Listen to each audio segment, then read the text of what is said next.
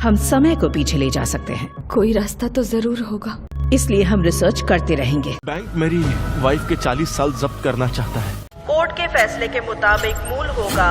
किसी ने तुमसे तुम्हारे 40 साल छीने हैं, पूरे 38 साल, और अब हम वो वापस लेंगे। तो मूवी की शुरुआत में हमें बताया जाता है कि एओन नाम की एक कंपनी ने एक बहुत ही नई और अनोखी खोज की है, और वो कंपनी दुनिया के सामने टाइम डोनेशन के कॉन्सेप्ट को पेश करती है। यानी कि अगर एक इंसान का डीएनए किसी दूसरे इंसान से मैच कर जाता है तो वे दोनों आपस में एक दूसरे के टाइम को एक्सचेंज कर सकते हैं। वहीं दूसरी तरफ एक एडम ग्रुप के लोग भी मौजूद थे, जिनका मानना था कि इस कॉन्सेप्ट से अमीर आदमी अपने पैसों के बदले किसी गरीब शख्स की जिंदगी का सौदा कर सकता है, जो कि कुदरत के नियमों के खिलाफ था। और इसीलिए एडम ग्रुप के लोग एओन कंपनी पर हमला करते रहते थे और इस कंपनी को बर्बाद करने का कोई भी मौका नहीं छोड़ते थे। और अब हमें इस कंपनी के एक बहुत ही होनहार डोनेशन मैनेजर मैक्स को दिखाया जाता है, जो कि आज एक 18 साल के लड़के के पास आया था उसका टाइम खरीदने, क्योंकि उस लड़के की फैमिली बहुत ही गरीबी से गुजर रही थी। और हमेशा की तरह मैक्स उस लड़के की उम्र के बदले उसे फायदे गिनाना शुरू कर देता है, और वो कहता है कि वो एक आलीशान जिंदगी जी सकता है और एक अच्छा घर भी खरीद सकता है और अपने माँ बाप के सारे सपने पूरे कर सकता है, और इतना सब कुछ सिर्फ उसकी जिंदगी के 15 साल के बदले। और इतना सुनते ही उस लड़के पर उसकी मजबूरी हावी हो जाती है और वो इस डील के लिए तैयार हो जाता है। और अब हमें जिंदगी के दो पहलू को दिखाया जाता है, जहां गरीब लोग बहुत ही मुश्किल से अपनी जिंदगी गुजार रहे थे, वहीं अमीर लोग बहुत ही आलीशान जिंदगी जी रहे थे और उनके लिए वो सारी सुख सुविधाएं मौजूद थी जो कि गरीब लोग कभी अपने सपने में भी नहीं देख सकते थे। और अब हमें मैक्स को दिखाया जाता है, जो कि अपने कंपनी के एनुअल मीटिंग में जा रहा होता है, जहां इस कंपनी की सीईओ सोफी थायसन एक एम्प्लॉय ऑफ द ईयर को चुनने वाली थी, जो कि बिना कोई शक मैक्स ही होने वाला था, क्योंकि उसने कंपनी के लिए 276 सालों की डील पक्की की थी। और अब सोफी थायसन अपने स्पीच में अपने विजन को दुनिया के सामने पेश करती है और कहती है कि वे बेशक मौत को बदल नहीं सकते, पर क्या हो अगर वे लोग मौत को टाल दें, जिसकी वजह से लोग ज्यादा उम्र तक जिंदा रहेंगे और ज्यादा उम्र तक देश की सेवा करेंगे। और वो कुछ महापुरुषों के नाम भी लेती है, जैसे कि एल्बर्ट आइंस्टाइन और नेल्सन मंडेला। और अब हमें अगले सीन में कुछ साइंटिस्ट को दिखाया जाता है, जो कि सोफी थायसन के अगले प्रोजेक्ट की अगुवाई कर रहे थे, पर तभी वहां मौजूद एक शख्स गन निकालता है और वहां सारे वॉलंटियर को गन से शूट करना शुरू कर देता है। दरअसल वो शख्स एडम ग्रुप का मेंबर था और वो यहाँ पर उन सारे वॉलंटियर को मारने आया था। और अब हम अगले सीन में एलिना नाम की एक और लीड कैरेक्टर को देखते हैं, जो कि मैक्स की होने वाली वाइफ थी और एक आलीशान जिंदगी जीने के लिए उन लोगों ने पोर्श इलाके में लोन पर एक बहुत ही महंगा घर खरीदा होता है, क्योंकि मैक्स अब प्रमोशन पा चुका था और वे लोग इतना तो अफोर्ड कर सकते थे। और उसी रात वे लोग एक दूसरे के साथ बहुत ही मेमोरेबल मोमेंट गुजारते हैं। अगले दिन एलेना मैक्स को अपने घर लेकर जाती है और अपने मॉम डैड से मैक्स को मिलवाती है, पर एलेना के मॉम और डैड के ख्यालात कुछ एडम ग्रुप के ख्यालातों से मिलते थे। बस वे लोग इसके लिए वायलेंस का सहारा नहीं लेते और हल्की सी नोकझोंक के बाद वे दोनों घर वापस आ रहे होते हैं। और घर पहुंचते ही उन्हें बहुत बड़ा झटका लगता है, क्योंकि उनकी आंखों के सामने उनके सपनों का आशियाना धधकते हुए आग में जल रहा था और वे लोग उसे उजड़ते हुए देख रहे थे।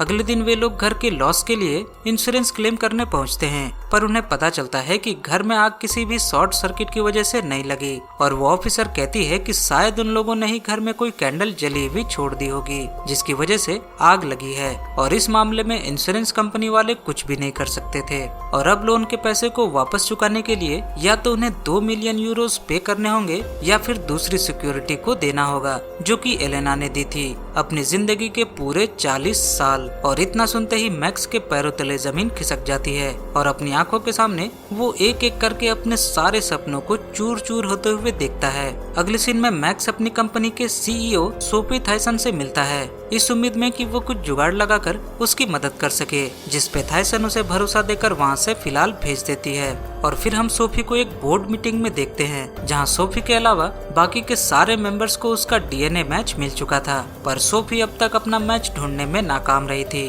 और इसीलिए सोफी अपने R&D पर अंधाधुंध पैसों को खर्च कर रही थी, ताकि वे लोग बिना डीएनए मैच के भी टाइम को एक्सचेंज कर सके। पर बाकी के मेंबर्स इस खर्च को पैसों की फिजूल बर्बादी समझ रहे थे।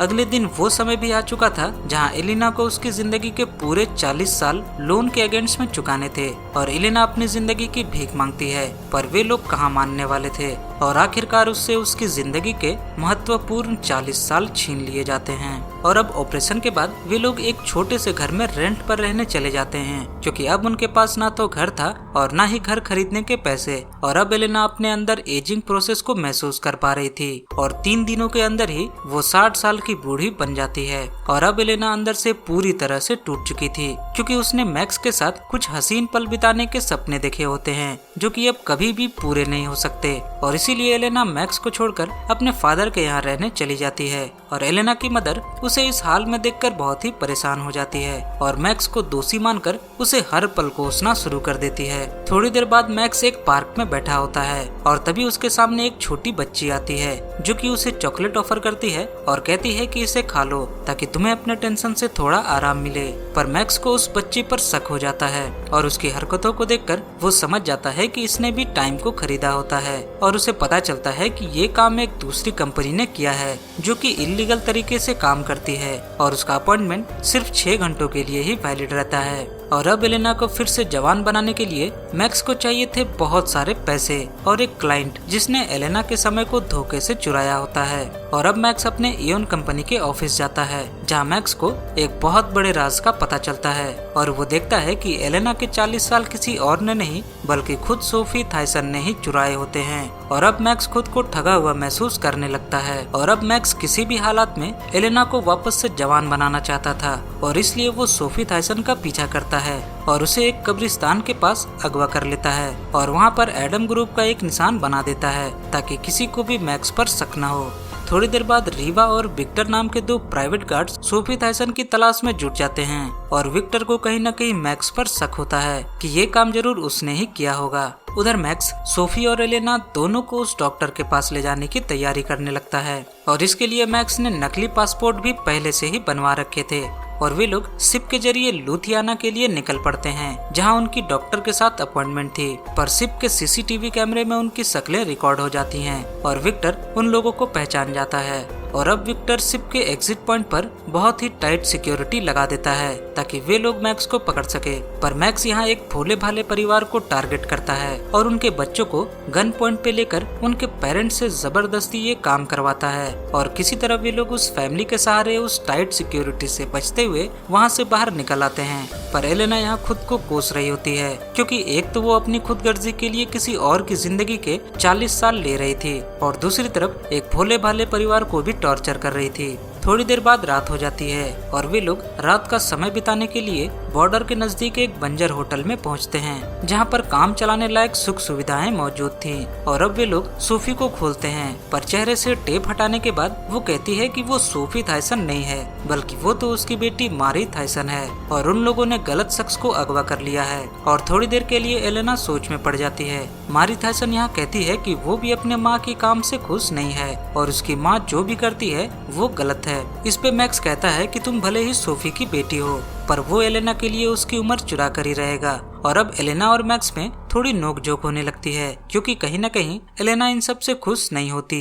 थोड़ी देर बाद मारी थायसन कहती है कि उसे वॉशरूम जाना है और मौका मिलते ही वो मैक्स पर हमला कर देती है और घर से बाहर निकल जाती है और नेटवर्क की तलाश में इधर उधर भटकने लगती है ताकि वो अपने मॉम को कॉल कर सके। पर बदकिस्मती से वो भागते भागते एक दलदल में फंस जाती है और तभी वहाँ उसका पीछा करते करते एलेना भी पहुँच जाती है और मारी की जान बचा लेती है। और अब एलेना मारी को साफ करते वक्त ये नोटिस करती है कि उसके शरीर में टाइम डोनेशन से होने वाले कट्स मौजूद नहीं हैं और इसका मतलब वो सच कह रही थी और इन लोगों ने सोफी को नहीं बल्कि उसकी बेटी को अगवा कर लिया था। उधर दूसरी तरफ रीवा और विक्टर अपनी पूरी फौज के साथ मैक्स के पते के लिए रवाना होते हैं और उधर एडम ग्रुप के लोग भी मैक्स के पास पहुंच जाते हैं क्योंकि उनको भी ये खबर मिल चुकी थी कि मैक्स ने सोफी थायसन को अगवा किया है और अब मैक्स भारी मुसीबत में था।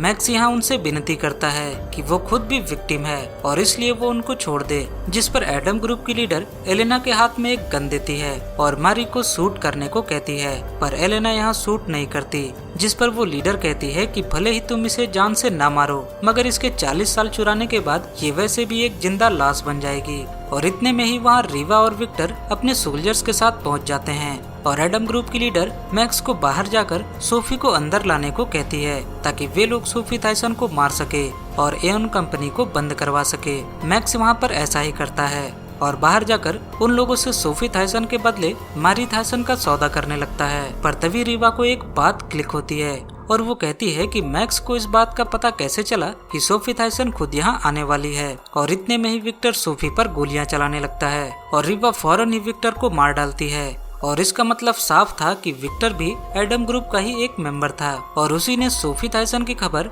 एडम ग्रुप को दी थी। और अब एडम ग्रुप के लोग एओन के सोल्जर से भिड़ जाते हैं और बहुत सारी गोलियां भी चलने लगती हैं। और इसी गोलियों के बीच एडम ग्रुप की लीडर भी मारी जाती है। और अब मैक्स और एलिना मारी को लेकर वहाँ से निकल रहे होते हैं कि तभी मारी के हाथ गन लग जाती है और वो बिना कुछ सोचे समझे एलिना पर फायर कर देती है, पर गन में गोलियां नहीं थी। और इसी बात से एलिना बहुत ही गुस्सा हो जाती है और मारी के 40 साल लेने का फैसला कर ही लेती है। और अब मैक्स जानता था कि सोफी मर चुकी है और अगर वे लोग मारी के 40 साल ले लेते हैं तो मारी जीते जी मर जाएगी। पर इस बार एलिना मारी के टाइम को लेने के लिए अपना मन बना चुकी थी और वो धोखे से मैक्स को गाड़ी से नीचे उतारकर खुद उस डॉक्टर के पास निकल जाती है और वहाँ पहुंचकर टाइम ट्रांसफर के प्रोसेस को शुरू कर देती है। और डॉक्टर की हेल्प से एलिना को उसके वापस 40 साल मिल जाते हैं। उधर दूसरी तरफ हम देखते हैं कि सोफी थायसन अभी भी जिंदा थी क्योंकि उसने बुलेट प्रूफ जैकेट पहन रखी थी। और अब वे लोग मारी को अपने पास लाते हैं जहां वे देखते हैं कि मारी 3 दिनों के अंदर ही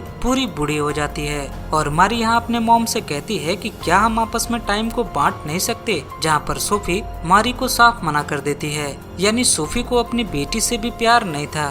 और अब इस मूवी के एंडिंग सीन में हम देखते हैं कि एलेना जो कि मैक्स से अलग हो गई थी वो किसी और से शादी कर लेती है और अपनी जिंदगी गुजार रही होती है। वहीं मैक्स ने एडम ग्रुप को ज्वाइन कर लिया था और अब वो एओन कंपनी और सोफी थायसन के खिलाफ चल रहे सारे जंग में अगुवाई करने लगता है। और इसी के साथ ये मूवी यहाँ खत्म हो जाती है। दोस्तों, अगर आपको हमारी कड़ी मेहनत अच्छी लगती हो तो वीडियो को लाइक करके चैनल को सब्सक्राइब जरूर कर लें और हमारे हौसले को बढ़ाएं। मैं मिलूंगा आपसे अगली वीडियो में, तब तक के लिए बाय बाय।